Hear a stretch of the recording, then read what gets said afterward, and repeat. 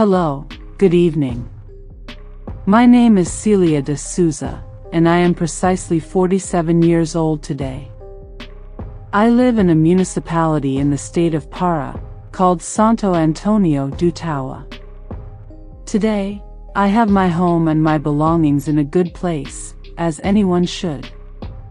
However, there was a difficult time here when we lived in a country house as caretakers, my husband, my 2 daughters, and me. The living conditions were not bad, the house was spacious, a great place for the girls to play. Still, it was very far from everything, and any place was quite distant, school, market, pharmacy, and all the rest.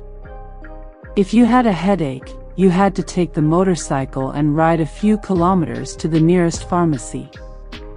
Therefore, we could never forget to buy anything, because if we missed something, it was a good stretch of road to be able to purchase it. The property had a big house, with 2 floors, full of rooms and high windows. It was used once a month, always on the last weekend. That was when the doctor, the owner, arrived with his family to stay 2 or 3 days before leaving and returning only the next month. We lived in a house that was located further back, which was also very good.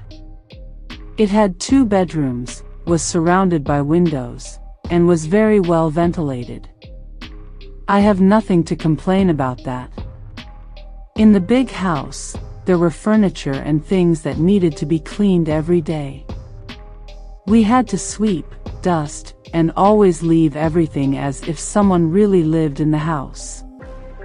Therefore, we had total access to every place, rooms, living room, bathrooms, and everything. I was usually the one who performed this service, always with my daughters near me. My husband and I took care of the outside of the house, like taking care of some plants, pruning roses and large trees that were there. We also cleaned the space where the 2 big dogs that belonged to the owner stayed. They were let loose at night and stayed around the house as watchdogs. Now that I've explained basically our routine, I'll tell you why we had to leave. One time, I was with one of my daughters, the youngest one of 6 years, cleaning the house while the other had gone to the center to do some shopping with her father. I was cleaning the kitchen when I realized she had disappeared. I began to call her, but she did not answer. That's when I heard her voice and another voice, and I was scared because it was just the 2 of us on the site. So, who was with her? I realized that the voices were coming from the upstairs of the house, and I went there slowly. My hands were shaking just thinking that it could be someone who would harm us. But when I saw her, she was holding a large doll. The doll was almost the same size as her and belonged to one of the daughters of the owner. These dolls were there, and when the owner came with his family, they were used by his daughter. But there was still something strange. If it wasn't anyone talking to my daughter, then whose voice did I hear? I took the dolls from her hands, went downstairs with her, and went outside.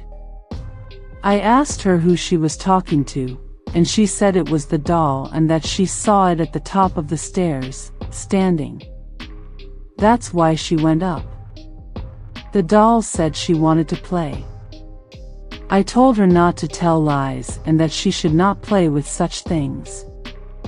Then I locked the house, and we went back to ours. When my husband arrived, I told him what had happened, and he said that she was probably imitating the doll's voice and that I should not worry. That night, I put the girls to bed and stayed awake reading a magazine that taught how to knit. I was trying to pass the time when I started to hear a child's voice singing outside. I got up and went to the room where the girls were and saw them lying down, sleeping. So, if it wasn't them, who was singing? I woke up my husband, and he heard it too. He went to the front of our house, opened the door, and there was the doll sitting in the middle of the path between the big house and ours. I will never forget the feeling of seeing that in the middle of the way, the fear, along with chills and a weakness in my legs that I can't explain. My husband took the doll, threw kerosene on it, and set it on fire. We watched it burn until it turned into just a piece of black cloth. We entered the house and decided not to talk about what had happened. We were only able to sleep a little in the morning. 3 days later, I was sweeping the big house, and the girls were playing in front with a ball. They were laughing and jumping. I sat down and watched them. That's when the youngest stopped and looked at the top of the house and pointed. My other daughter, who was a year older, also looked strangely up. I ran to see what they had seen, and there was another of the dolls from the room, sitting in the window and looking at them. I grabbed the doll and ran to our house, locking myself in until my husband, who had gone out, returned. When he arrived, I told him what had happened and he went into the room, grabbed the other doll and burned it. Then he locked everything up and said that if anything else happened, we would leave. That night, we made a small bonfire and roasted corn with the girls. By around 9 p.m., I put them to sleep and then stayed outside a little longer with my husband. That's when we saw something we still seek an explanation for. We saw a shadow that was crawling, coming from the ground and climbing the walls of the big house. It crawled to the front of the house and entered. I ran to where my girls were and my husband arrived behind me saying he saw something, a ghost or something like that. The shadow now had the shape of a creature, but he didn't look for very long. When dawn broke, we went into the house and to the room that was still locked. But the dolls and toys that were there had been scattered all over the place. But how, if the door was locked? So, we decided to leave. We no longer had peace and we wouldn't risk anything getting to my girls. If the thing entered locked rooms, there was nothing to stop it from coming after my family. Then, my husband called the owner, informing him that we would no longer continue in the job. The owner, who was very fond of us, said that he would come to the farm the next day to talk. When he came, we told him everything and he replied, "I believe and I apologize. I will even send someone to pray, clean this house and take care of these things." My father bought these lands many years ago. This was an old cemetery that families made to bury their relatives.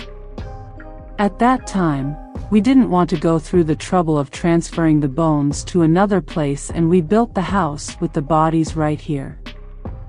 If you look here at the back, you'll still see the remains of where the graves were. He took us to the farthest part, a place we hardly ever went to, and showed us some parts of the construction. We didn't know until then that it was from an old cemetery. He said he lived on the farm for a while and heard some things at night, but thought he was the only one hearing them and never paid any mind. But, with the story we told, he had confirmation that something really did inhabit those lands. The owner accepted our resignation request and dismissed us with all rights. With the money, we bought a piece of land and gradually built a house, where I live to this day. I don't know what the owner did with the farm afterwards and I never returned to that place again. For my daughters, I never bought any dolls again because every time I see one, I remember the ones at the farm. Sometimes, I catch myself thinking about what we lived in that place and when I tell the story, no one takes it seriously. Because only my husband and I know what we saw and heard in that place, on those nights. If God exists, so does the devil, because those things that live there are undoubtedly his things. Good night.